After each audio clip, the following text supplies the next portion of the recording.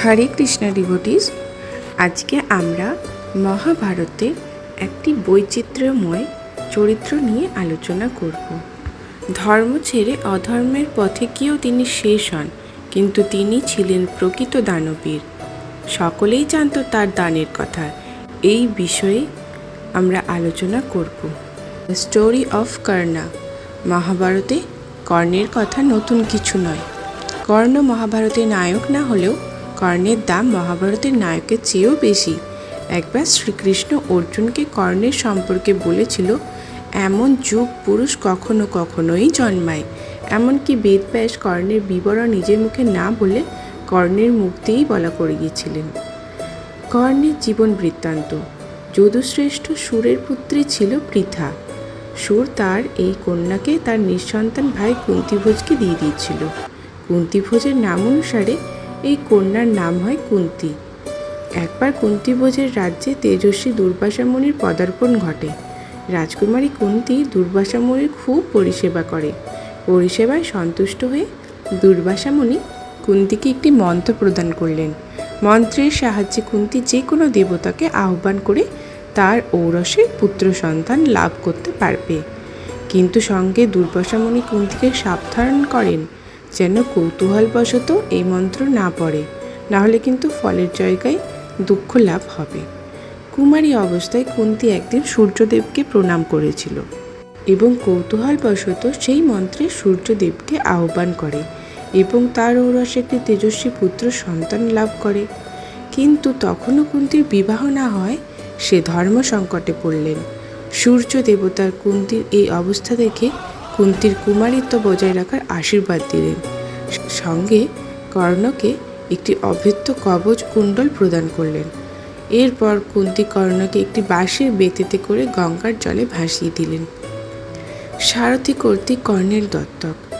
সেই সময় গঙ্গাতে সারথি অধিরথ ও তার স্ত্রী রাধা গঙ্গা স্নান করছিলেন এবং তারা ভাসমান পুত্র সন্তান দেখতে পেয়ে দত্তক নিলেন এবং নাম দিলেন কর্ণ। তার মাতার নাম অনুসারে কর্ণকে রাধে বলেও ডাকা হয়। সামাজিক ব্যবস্থা।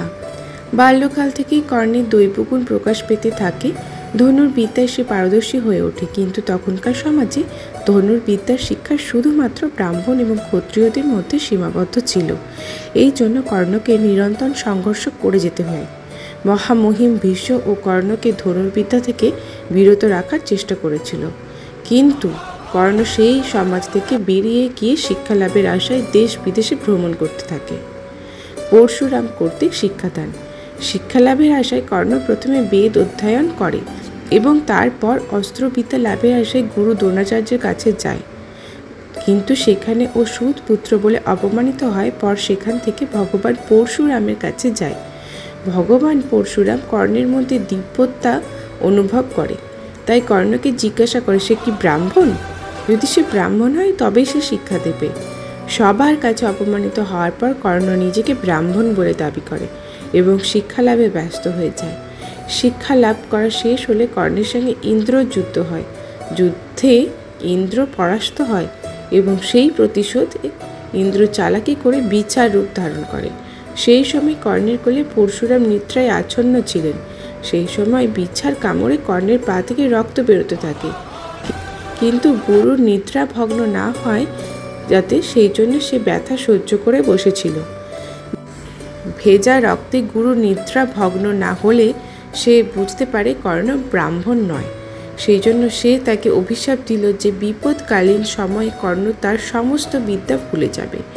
কিন্তু পর মুহূর্তে পরশুরাম তার ভুল বুঝতে পারে এবং বিজয় ধনুষ দান করে। এই ধনুষের ফলে কর্ণ অজেয়, কিন্তু কর্ণ এই ধনুষ কখনো ব্যবহার করেনি। একমাত্র শেষ যুদ্ধে কর্ণ এই ধনুষ ব্যবহার করেছিল। অঙ্গরাজ কর্ণ। হস্তিনাপুরের ক্রীড়া প্রাঙ্গণে যখন প্রজাগণ অর্জুনের প্রশংসায় পঞ্চমুখ, সেই সময় গুরু দ্রোণাচার্য অর্জুনকে বিশ্বের সর্বশ্রেষ্ঠ ধনুর্ধর বলে। সেই সময় কর্ণের প্রবেশ ঘটে এবং অর্জুনকে যুদ্ধে আহ্বান দেয় এবং অর্জুনের শ্রেষ্ঠত্ব প্রমাণ করতে বলে। সেই সময় কর্ণের বংশ পরিচয় জিজ্ঞাসা করাতে জানতে পারে যে সে সারথি পুত্র। সেই সময় রাজকুমার ভীম সহিত সবাই তাকে অপমান করতে থাকে। দুর্যোধন কর্ণের কাছে মিত্রতার হাত বাড়িয়ে দেয় এবং তাকে অঙ্গ প্রদেশের রাজা ঘোষণা করে। রাজা হওয়ার পর কর্ণের সঙ্গে অর্জুনের যুদ্ধ হয়, কিন্তু সূর্য অস্ত যাওয়ায় যুদ্ধ স্থগিত হয়ে যায়। সেই সময় থেকে কর্ণ ও অর্জুনের মধ্যে সম্পর্ক তিক্ততায় পরিণত হয়। কর্ণের দিগ্বিজয়ী। রাজা হওয়ার পর কর্ণ চার দিগ্বিজয়ের বের হয় এবং প্রত্যেক রাজাকে পরাজিত করে। উল্লেখযোগ্য, কোনো যুদ্ধেই কিন্তু কর্ণ বিজয় ধনুষ ব্যবহার করেনি এবং রাজাদের মধ্যে মগধ রাজ জরাসন্ধকেও কর্ণ পরাজিত করে। দ্রৌপদীর স্বয়ম্বর। দ্রৌপদীর স্বয়ম্বরের শর্ত ছিল যে দিব্য ধনুষ তুলে এবং ধনুষের প্রতিচ্ছা বেঁধে আকাশে ভাসমান মাছের ছায়া জলের মধ্যে তাকিয়ে যে মাছের চোখ বৃদ্ধ করবে তার গলায় দ্রৌপদী বরমাল্য পরাবে। সবাই জানত এই স্পর্ধা কেবল অর্জুন পূরণ করতে পারবে, কিন্তু কৃষ্ণ গান্ধারীকে প্রথম থেকেই বলেছিল যে আর্যবর্তে দুজন ব্যক্তি এই স্পর্ধা জিততে পারবে, এক অর্জুন, দ্বিতীয় কর্ণ। তাই যখন কোনো রাজা ধনুষ তুলতে অসমর্থ হলো তখন কর্ণ সেই ধনুষ তুলে তার উপর প্রতিঞ্চা বেঁধে ভেদ করতে যাবে। তখনই দ্রৌপদী সারথীপুত্রকে বিয়ে করবে না বলে লঙ্ঘন করতে থাকে। সে প্রথম থেকেই জানত যে সে অর্জুনকে বিয়ে করবে। কর্ণের স্ত্রীর নাম। কর্ণের দুবার বিয়ে হয়েছিল। কর্ণের প্রথম স্ত্রীর নাম বৃষালী এবং দ্বিতীয় স্ত্রীর নাম সুপ্রিয়া। কর্ণের সন্তানের নাম। কর্ণের 7টি সন্তান ছিল।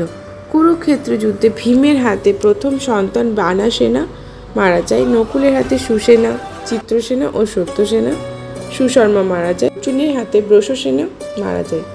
একমাত্র বৃষকেতুই কুরুক্ষেত্রের যুদ্ধে বেঁচে যায়।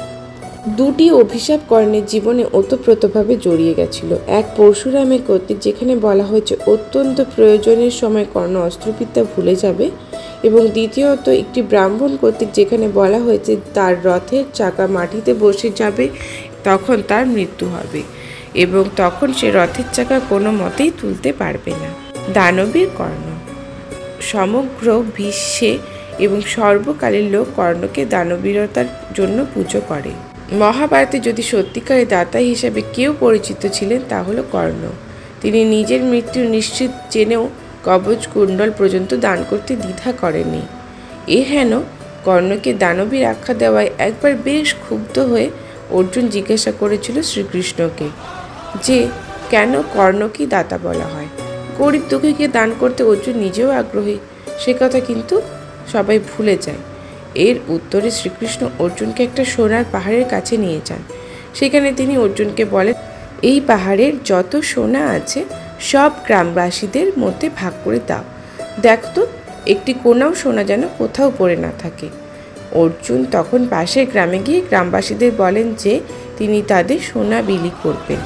সেই কথা শুনে তো গ্রামবাসীরা অর্জুনের নামে জয়ধ্বনি করতে করতে তার সঙ্গে যান।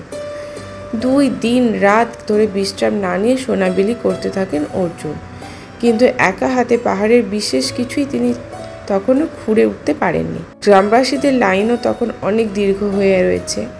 ক্লান্ত অবসন্ন অর্জুন কৃষ্ণকে বলেন যে একটু বিশ্রাম না করে তিনি আর পারছেন না।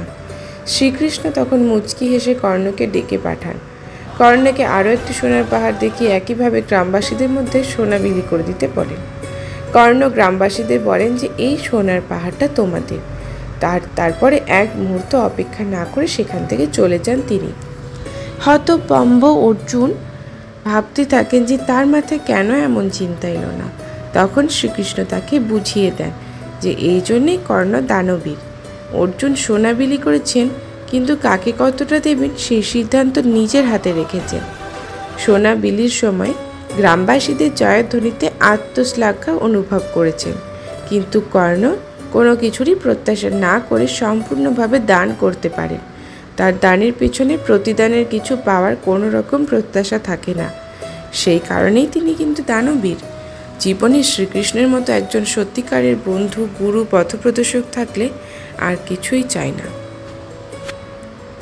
হরে কৃষ্ণা। আজকে আমাদের এই ভিডিওটি ভালো লাগলে অবশ্যই আমাদের চ্যানেলটিকে সাবস্ক্রাইব করবেন। আশা করি আপনারা সবাই ভালো থাকবেন।